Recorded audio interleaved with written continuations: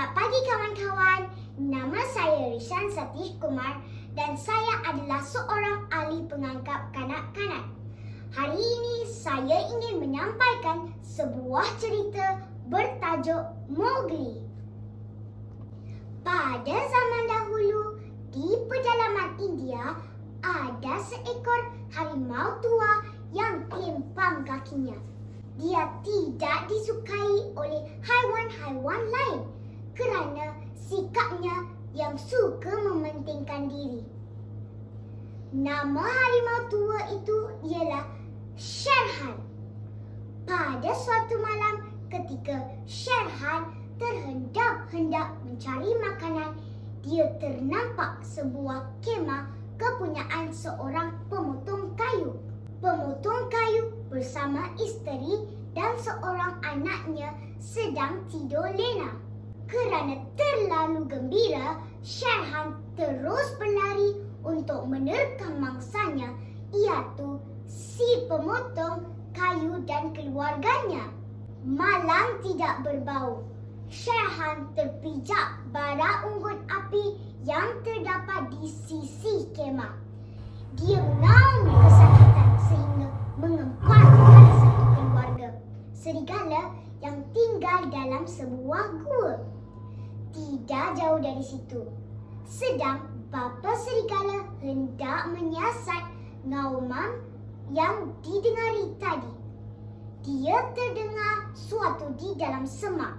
Bapa serigala bersedia untuk menerkam. Tiba-tiba ada seorang anak manusia sedang merangkak ke arahnya dengan begitu berani. Siapakah dia? Budak itu adalah anak pemotong kayu yang tertinggal di dalam kemah ketika ibu dan bapanya melarikan diri apabila terdengar nauman Sher Khan yang kesakitan. Bapa serigala terus menggonggong budak itu dalam gua tempat tinggalnya. Ibu serigala berasa kasihan dan tertarik hati akan budak itu yang kelihatan sangat berani.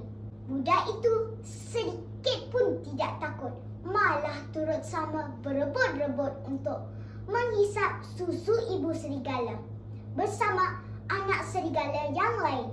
Ibu bapa serigala bersepakat mengambil budak sebagai anak angkat mereka. Mereka menamakan budak itu Mowgli. Mereka semua hidup saling menyayangi dan menganggap Mowgli sebagai saudara mereka sendiri. Hari berganti hari, masa pantas berlalu. Pada suatu hari, Sher Khan muncul di pintu gua, tempat tinggal Mowgli dan serigala. Sher Khan telah dipandu oleh Tabaqui, iaitu seekor rubah. Rubah merupakan haiwan yang hidup dengan memakan sisa-sisa haiwan lain. Tabaqui berharap dapat memakan sisa makanan Sher Khan jika dia dapat memakan Mowgli nanti. Bagaimanapun, Papa Serigala tidak mahu menyerahkan Mowgli kepada Sher Khan. Sher Khan berasa marah kerana mendakwa Mowgli adalah hadnya. Sher Khan hendak masuk ke dalam gua untuk menangkap Mowgli.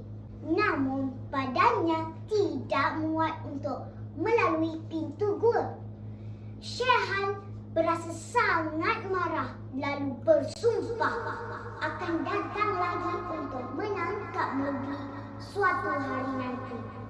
Semenjak kejadian itu, Mowgli semakin disayangi oleh keluarga serigala. Mereka hidup dengan bahagia. Dalam kumpulan serigala ada satu istiadat yang akan dilaksanakan apabila pasangan serigala mempunyai anak-anak yang agak sudah dewasa. Mereka mesti ditunjukkan kepada semua ahli kumpulan serigala. Acara yang dinamakan sidang kumpulan itu akan dilaksanakan setiap bulan pada bulan purnama di sebuah kawasan berbatu-batu yang dipanggil batu sidang.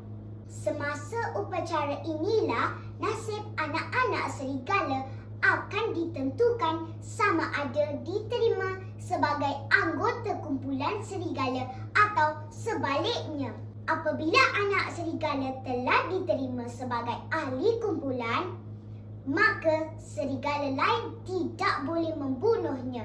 Jika ada yang membunuh, maka hukumannya bunuh juga. Bapa angkat Mowgli iaitu bapa serigala juga perlu melalui istiadat sidang kumpulan. Bapa serigala tidak sabar menunggu saat anak-anaknya termasuk Mowgli semakin dewasa.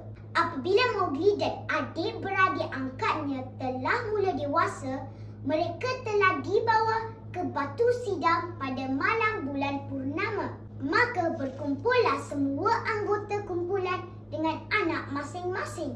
Ketua kumpulan serigala iaitu seekor serigala jantan yang gagah lagi bijaksana bernama Akela mula melaksanakan istiadat sidang kumpulan. Ibu-ibu serigala menunjukkan anak-anak mereka sehinggalah tiba kepada giliran Mowgli. Mowgli sedikit pun tidak menunjukkan rasa takut, malah bergurau senda dengan anak-anak serigala yang lain, seolah-olah dia juga serigala. Apabila Akela menyuruh ahli kumpulan melihat Mowgli dan membuat keputusan, tiba-tiba Sherhan mengaum dari belakang batu besar. "Anak manusia milikku, berikan dia kepadaku semula.